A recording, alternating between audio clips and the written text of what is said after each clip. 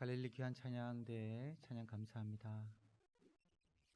죄인을 구하려 주님이 오셔서 우리를 위하여 피 흘려 주심으로 우리의 죄가 사함받고 구원받은 이 감격, 너무 귀한 찬양 감사합니다.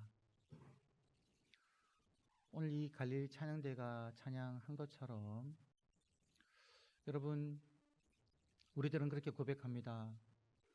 예수님이 나의 주님이십니다. 예수님이 나의 구원자이십니다. 예수님이 우리의 주님이십니다. 예수님이 우리의 구원자이십니다. 여러분, 여기서 우리의 구원자라고 고백할 때 우리들은 어떤 생각을 가지고 있습니까? 내가 죄인인데 나의 죄로 나는 죽었었는데, 나의 죄로 인해 나는 죽어서 지옥을 가는데, 예수님이 나를 위해서 죽으시고 내 죄를 용서해 주셔서 나는 하나님의 자녀가 되어 죽어서 천국 갑니다. 이런 고백을 우리가 합니다.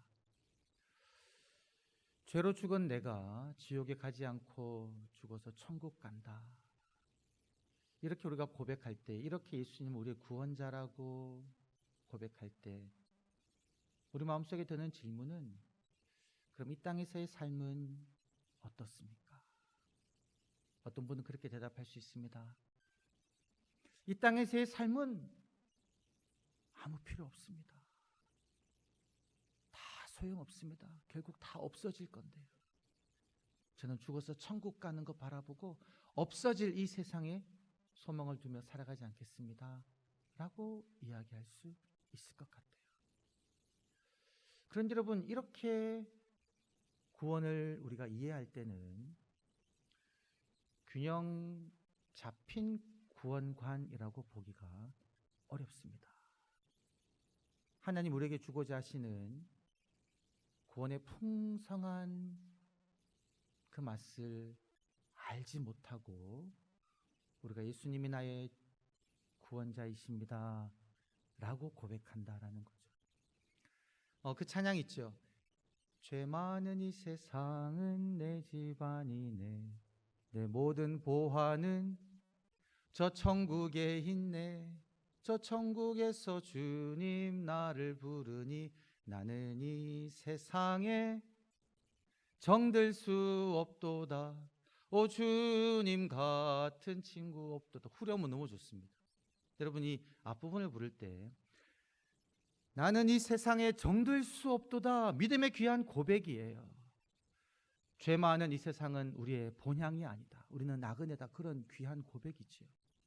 여러분, 이 세상에 내가 정들 수 없다라고 해서 이 세상을요 우리가 함부로 대하는 것은 맞나?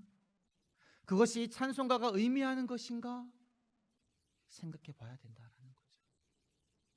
찬송가 438장, 우리 성도님 너무 좋아하시는 찬양일 것 같아요. 내 영혼이 은총 입어 중한 죄짐 벗고 보니 슬픔 많은 이 세상도 천국으로 화하도다. 할렐루야 찬양하세, 내 모든 죄 사함 받고 주 예수와 동행하니 그 어디나 하늘나라. 3절입니다. 높은 산이 거친 들이 초막이나 궁궐이나 내 주 예수 모신 곳이 그 어디나 하늘나라. 할렐루야 찬양하세. 내 모든 죄 사함 받고 주 예수와 동행하니 그 어디나 하늘나라. 아멘. 우리가 고백하는 찬양인데요, 내 영혼이 은총 입어 예수를 믿고 중한 죄짐을 벗고 보니까 슬픔 많은 이 세상도, 이 세상이, 내가 발을 딛고 사는 이 세상이 하나님 나라 천국으로 변한다라는 겁니다. 내가 주님과 동행하니 그 어디나 하늘나라. 이 고백이 우리의 핵심적인 고백이다라는 겁니다. 살아서 주를 믿는 자는 영원히 죽지 아니하기에 우리는 죽어서 저 천국을 가지만, 그러나 죽어서 가는 곳만이 천국이 아니라 예수 그리스도를 믿고 내 죄가 사함받고 예수님은 나의 주님이시오 나의 구원자이시오라고 고백하는 그 순간, 여러분, 주님과 동행하는 이 세상이, 그 어디나 이곳이 하늘나라 천국임을 우리들은 고백한다라는 겁니다. 그래서 우리들은 이 땅에서 하나님 나라 천국을 맛보며 살 수 있도록 하나님 우리를 구원해 주셨다라는 겁니다. 그래서 이 땅에서 우리들은 하늘나라를 맛보고 살다가 이 땅에서의 삶이 다 되었을 때 하늘 향하여, 하나님을 향하여 두 팔 벌리고 주님 계신 곳으로 가는 거죠. 여러분, 이 땅에서 우리가 천국의 삶을 맛볼 뿐 아니라 이 땅을 천국으로 만들어가는 것, 하나님 나라로 만들어가는 것이 우리의 사명이다 라는 겁니다. 여러분, 이 창조 세계는 어떠한 곳입니까? 우리가 발을 딛고 살아가는 이 세상은 어떤 곳입니까? 오늘 말씀에 따르면요, 오늘 읽은 말씀 16절에 그렇게 이야기하고 있습니다. 이 세상이요, 우리가 주로 고백하는 예수 그리스도께서 성부 하나님과 함께 이 세상을 창조하셨다는 겁니다. 그로 말미암아 온 세상이 지어졌다. 그리고 16절 마지막을 보게 되면 이 세상이 그를 위하여 지어졌다라는 거예요. 예수 그리스도를 위하여 이 땅이, 이 하늘이, 이 피조 세계가 지어졌다라는 겁니다. 시편 19편을 보게 되면 하늘이 하나님의 영광을 선포하고 궁창이 그의 손으로 하신 일을 나타내는도다. 날은 날에게 말하고 밤은 밤에게 지식을 전한다. 여러분, 이 피조 세계가요, 하나님을, 예수님을 찬양한다라는 겁니다. 예수 그리스도를 위하여 지으신 이 세상이, 하늘과 땅이, 날이, 밤이 창조주 하나님을 위하여 찬양하고 있다라는 거예요. 그리고 예수 그리스도께서, 성부 하나님이, 삼위일체 하나님이 이 세상을 바라보시며 창세기 1장 31절에 말씀하신 것처럼 만족해 하시는, 흡족해 하시는 겁니다. 보셔서 너무너무 아름다워서 탄성을 하나님이 내지르고 계시는 거죠. 여러분, 이것이 다 주를 위하여 창조된 피조 세계가 하나님께 돌리는 영광이다라는 겁니다. 그래서 우리가 자연을 바라볼 때 우리 또 역시 아름다움을 느낀다라는 거죠. 겨울이 지나가고 이제 거의 봄이 왔습니다. 너무너무 따뜻해요. 봄이 될 때마다 경험하게 되는 놀라운 것은 무엇입니까? 겨우내 말랐던 나무, 죽은 것 같았던 이 나무 가지에서 정말 놀랍게도 여러분, 파릇파릇 우미 싹이 막 돋아나는데요, 여러분 가까이서 한번 쳐다보십시오. 저희 교회 앞마당에도 심겨진 나무가 있죠. 겨우내 그 말랐던 나무에서요, 행복정원 가는 그 울타리 안에도 여러 나무가 있죠. 겨우내 앙상한 가지 다 잎사귀가 떨어져서 죽은 것 같습니다. 그런데 여러분 어떻습니까? 봄이 되니까요, 그 앙상했던 말랐던 가지에서 새싹이, 파란 푸른 새싹이 막 올라오는 거예요. 생명력을 느낍니다. 이 모습을 보면 우리는 감탄하는데요, 이것이 다 주를 위하여 지어진 받은 피조 세계가 하나님께 돌리는 영광의 소리라는 거예요. 그뿐만이 아니라 오늘 말씀 17절을 보게 되면 이 피조 세계가 예수 안에 함께 서 있다라고 이야기합니다. 예수 안에 함께 서 있는 거예요. 무엇이요? 땅이요, 하늘이요, 동식물이, 온 피조 세계가 예수님 안에서 함께 서 있습니다. 여러분, 예수님께서 사역하실 때요, 하나님의 돌보심을 이야기하시면서 들에 핀 백합화를 보라, 공중에 나는 새들을 보라, 하나님이 악인과 선인에게 구별 없이 내려주시는 비를 보라라고 말씀하셨을 때 그 피조 세계가 주님의 말씀 가운데 함께 지금 서 있는 겁니다. 창조주 하나님을 증거하는 거죠. 창조 세계가 그러한 곳이다 라는 겁니다. 세상 종말이 오면 없어져도 될 그러한 곳이 아니라 하나님의 그 아름다우심, 하나님의 그 아름다운 본성이 녹아들어 있는 그런 곳이다라는 겁니다. 여러분, 우리가 사순절을 맞이해서 예수님의 고난을 묵상하고 있습니다. 주님이 우리를 위하여 당하신 그 고난, 그 사랑, 그 십자가를 묵상합니다. 그런데 여러분,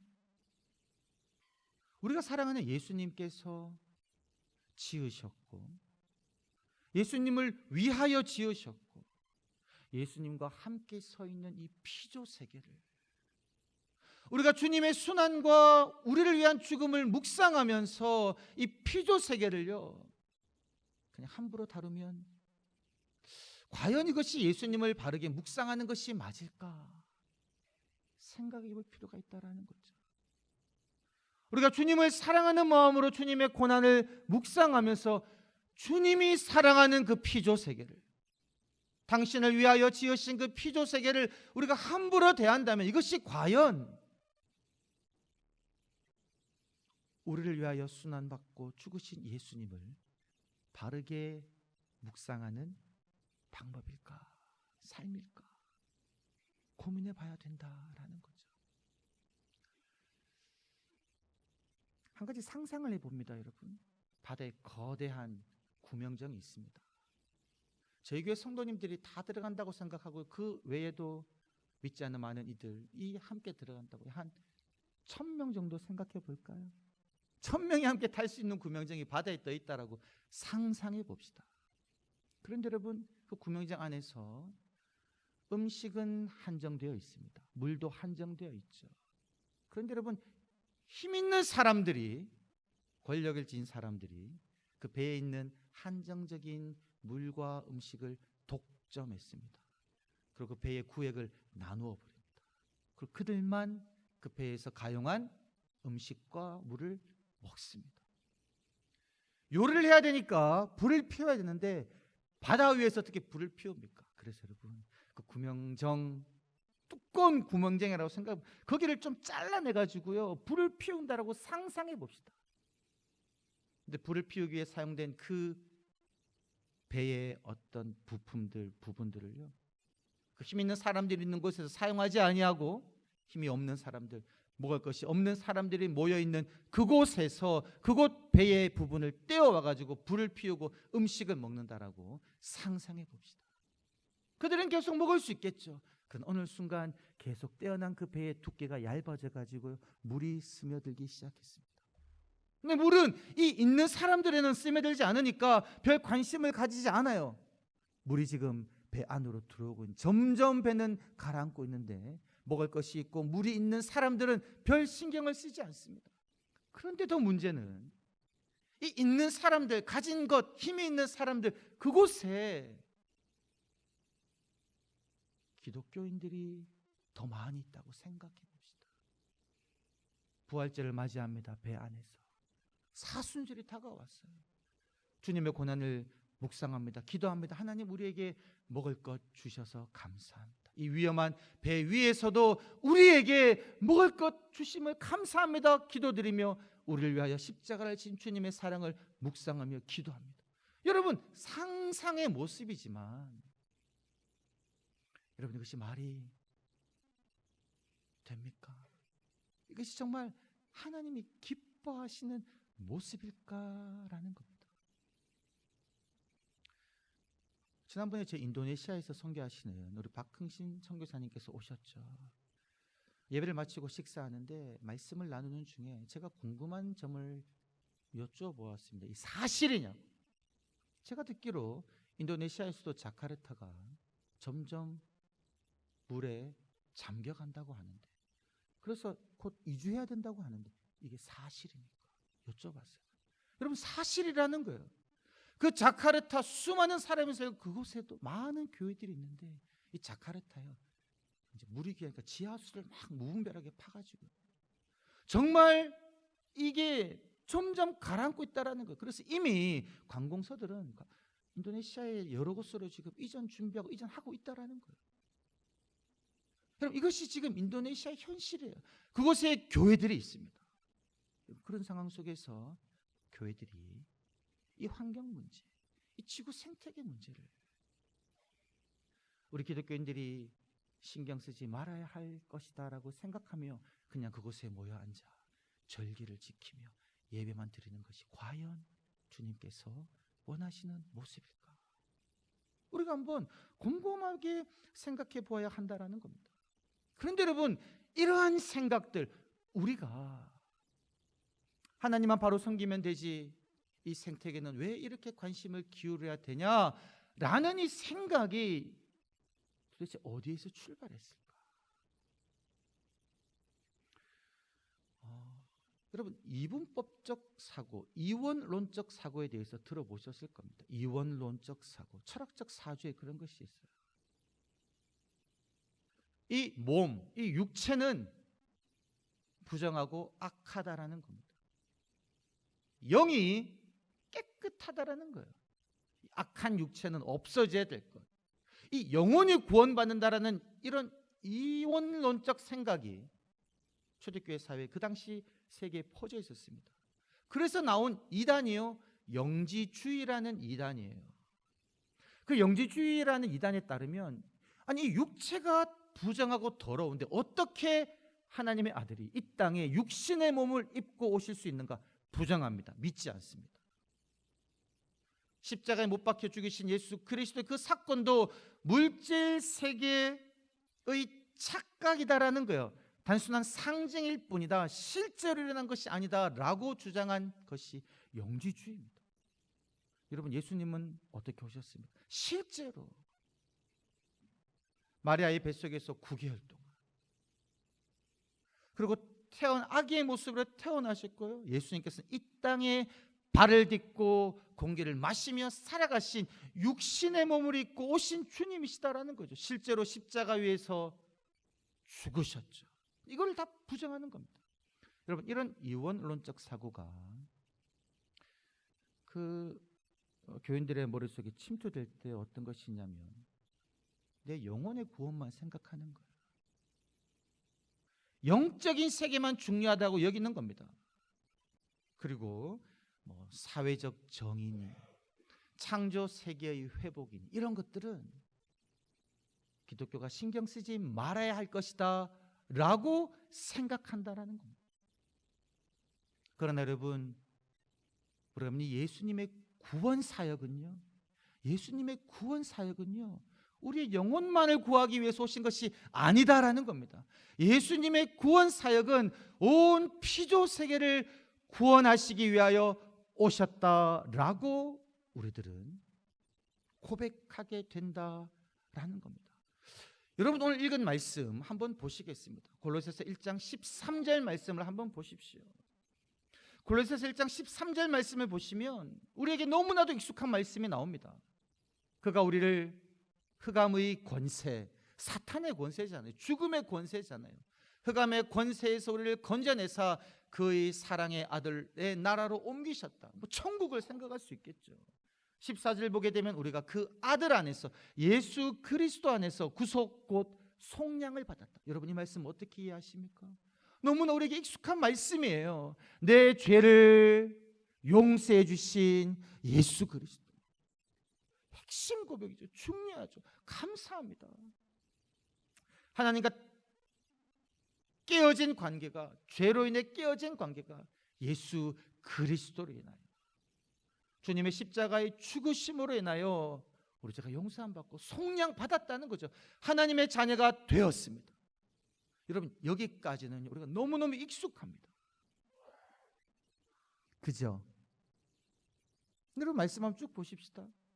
20절까지 한번 가보세요. 14절부터는 우리가 쭉 봤습니다.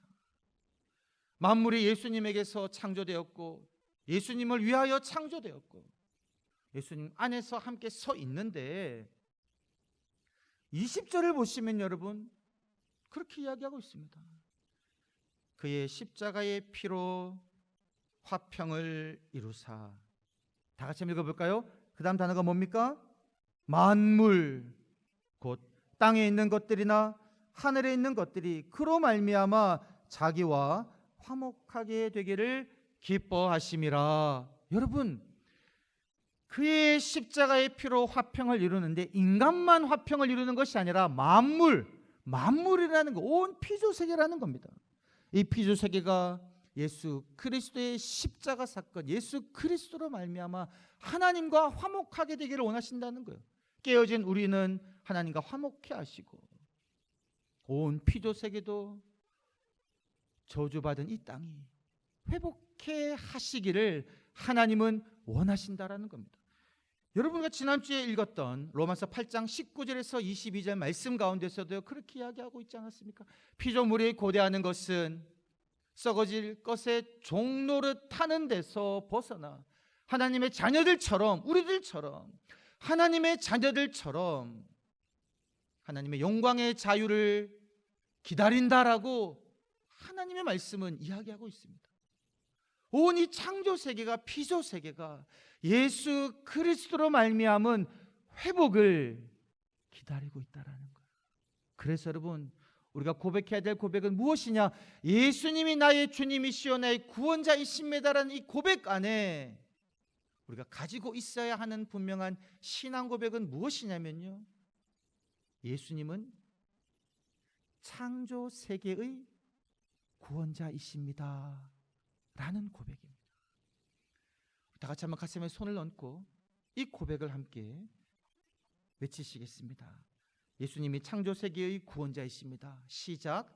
예수님이 창조 세계의 구원자이십니다. 아멘. 이 창조 세계는요, 인간만이 있는 것이 아니다라는 거예요. 하나님이 아름답게 창조하신 보시기에 좋았던 이 세상의 회복과 구원도 포함하고 있다라는 겁니다. 그래서 여러분, 요한계시록에 어떤 비전이 있습니까? 새하늘과 새 땅이 오는 것을 본다라는 거예요. 이 땅이 회복될 것을 소망하고 고대한다라는 겁니다. 우리가 너무나 다 잘 아는 말씀, 요한복음 3장 16절 말씀, 아마 많은 분들이 암송하실 것 같아요. 하나님이 세상을 이처럼 사랑하사 독생자를 주셨으니 이는 그를 믿는 자마다 멸망치 않고 영생을 얻게 하려 하십니다. 여러분, 이 말씀요, 너무 귀한 말씀이죠. 그런데 우리가 모든 성경 구절을 해석할 때요, 인간 중심적으로 해석하는 경향이 있다라는 거예요.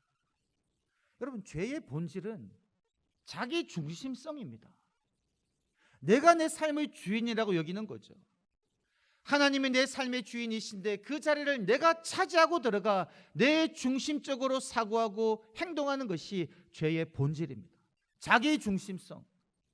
여러분, 내가 인간이에요. 그래서 자기 중심성은 달리 말하면 인간 중심적 사고라고도 말할 수가 있습니다. 인간 중심적으로 사고하다 보니까 하나님이 창조 세계를 향하여 품고 계시는 그 하나님의 뜻을 우리가 간과해버린다라는 거예요. 하나님이 온 창조 세계를 구원하고자 하시는 그 하나님의 마음을 우리가 가볍게 여긴다라는 겁니다. 그래서 말씀에 있음에도 불구하고 우리들은 그것을 놓칠 때가 많다라는 거예요. 하나님이 세상을 이처럼 사랑하사라는 그 고백 속에도 우리들은 세상을 읽을 때에 하나님이 나를 사랑하사, 맞는 말이죠. 하지만 나만 사랑하사, 인간만 사랑하사, 이렇게 읽는 우를 범하고 있다라는 겁니다. 분명히 말씀은 이야기하고 있습니다. 하나님이 세상, 헬라어로 분명히 온 우주를 말하는 코스모스라고 되어 있다라는 거예요. 하나님이 온 세상 우주를 사랑하셨다.